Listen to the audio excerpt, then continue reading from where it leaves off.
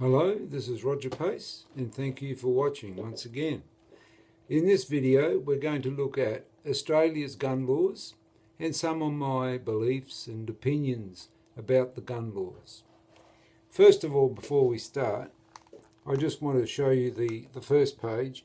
We have the anti-gun lobby on this side, we have the pro-gun lobby on that side, and here's the fence, and that's me. And I'm saying, yes, I know I'm sitting on the fence, but I'm facing the right way.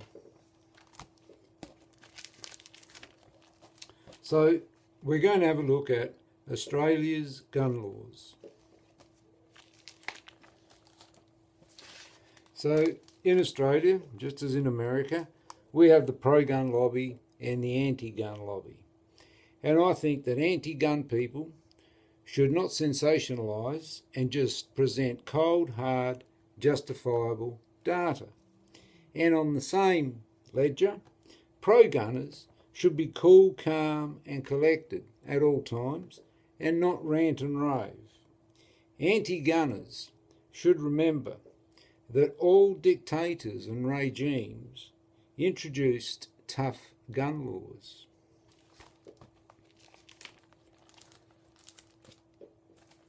Let's have a look at the situation in Australia from the figures that I can find and which I consider to be reasonably reliable.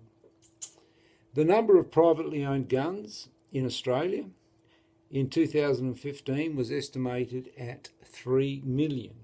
Approximately 15 out of 100 civilians in Australia possess a firearm.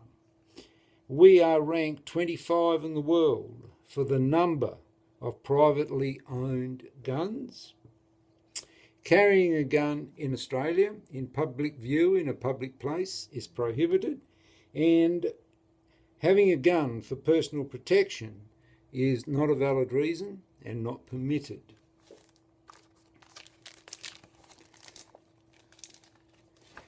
One of my other beliefs is I read a lot of pro-gun and anti-gun stuff, and I believe that all the efforts of the pro and the anti-gunners will not significantly alter our gun laws.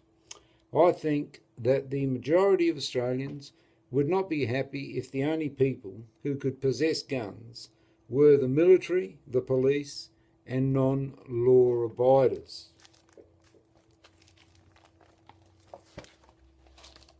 I do not believe that our ability to own firearms will ever be greatly reduced, and I have confidence that the lawmakers will continue to strike a fair balance between community expectations and normal, legitimate gun owners.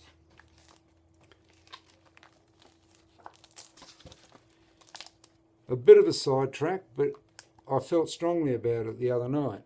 I've never been duck hunting, but I was annoyed by the news report the other night where the anti-duck hunting lobby said that if you think a weekend of duck hunting is a good thing, you should question your mental capacity. I know a few duck hunters. They eat the ducks they shoot them humanely, and they are all law-abiding, respectable, normal people.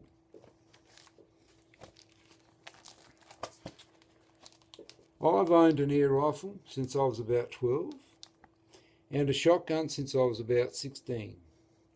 In the late 60s, early 70s, you could go to Kmart and other shops and legally purchase and walk out with a rifle or a shotgun.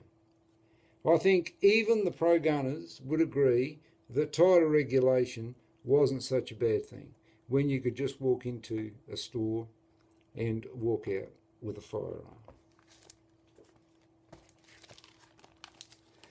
So, we get to what this video is about, which is a brief resume of Australia's gun laws. We have 5 categories of guns. First of all, you must have a licence and a permit to acquire before you can possess a firearm. So you go to a gun shop, you show them your gun licence, you choose the gun you want, you fill out the paperwork, they send it off to the police, and after 4 weeks, usually 7, you get the permit to acquire back, you go back to the gun shop, give them the permit to acquire, and they give you the gun. Then you go to the police station and you register it and pay $31. So Category A, I only own Category A and Category B firearms. Category A is air rifles, rimfire rifles, excluding self-loading, single and double barrel shotguns. Category B are muzzle loaders, muzzle loading firearms, single shot, double barrel and repeating centerfire rifles, break action, shotgun rifle combinations. And just recently, 5-shot lever action shotguns are now in Category A. And there was a lot of kerfuffle about that particular gun last year. And that's really a win for the pro gunners, the 5-shot lever action shotgun being in Category A. Category C is prohibited except for occupational purposes, and they are mainly semi-autos and pump actions, and that's farmers, professional feral control people.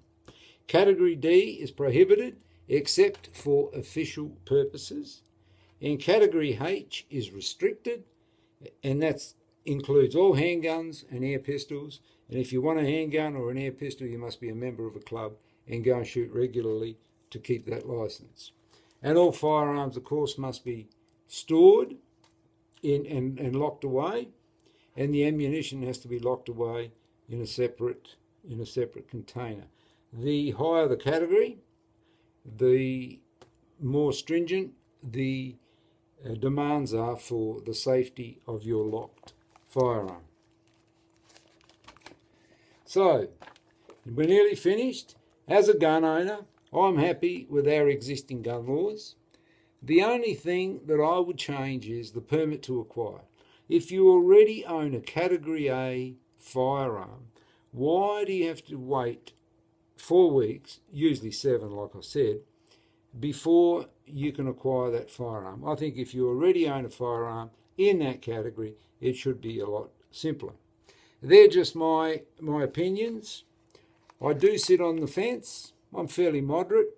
I enjoy shooting my air rifle, my clay pigeon shooting, and shooting a few rabbits and hares, and that's all I really do, and I'm very happy doing that. So thank you for watching, and if you found the video interesting, please subscribe, and it costs you nothing, and you'll get informed about future videos. Thank you for watching.